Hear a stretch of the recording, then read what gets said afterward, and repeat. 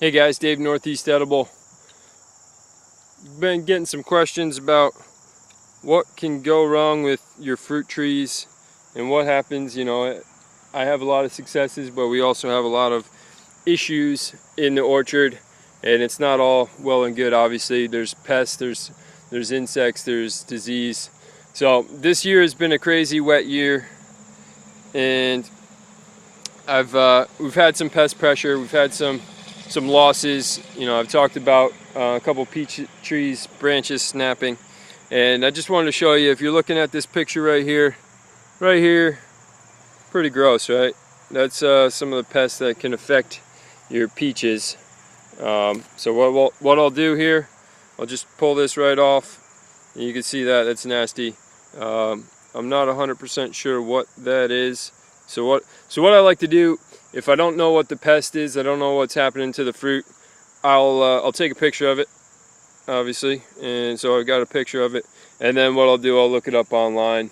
There's a lot of great resources. I'll go to my cooperative extension, which happens to be Rutgers, and I'll talk to somebody there a lot of times if I can't find it just online with a quick search. So it's not all picking peaches and cream, as the song goes, but you get some of this, you get some gross stuff like this, you get some times where your branches snap, and oh, you know what also we've got here, if we pan over,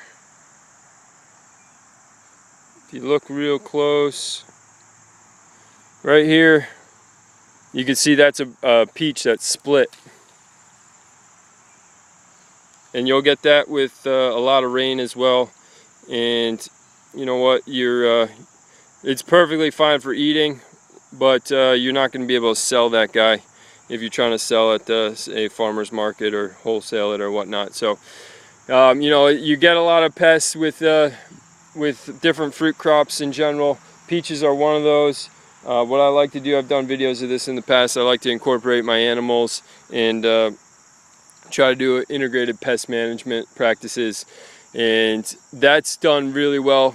You go look at the fruit in the supermarket, and it's just all perfect fruit, and that kind of, since I know what goes into growing some of this fruit, it's kind of scary to think about it, where you don't know, well, you kind of do know what was sprayed on that to make it perfect, what was done, the management practices to make that perfect fruit. You see out here, there's a ton of life in this orchard. There's birds. You can hear the birds right now. There's birds, there's insects, I get a lot of pest pressure. But if you keep everything in balance, it works to your favor, where you're not just spraying something to kill every insect, to kill every pest, and totally eliminating a lot of the healthy and the beneficial insects and birds. So you'll have some losses if you're growing them on a backyard scale. I prefer not to spray a ton of stuff.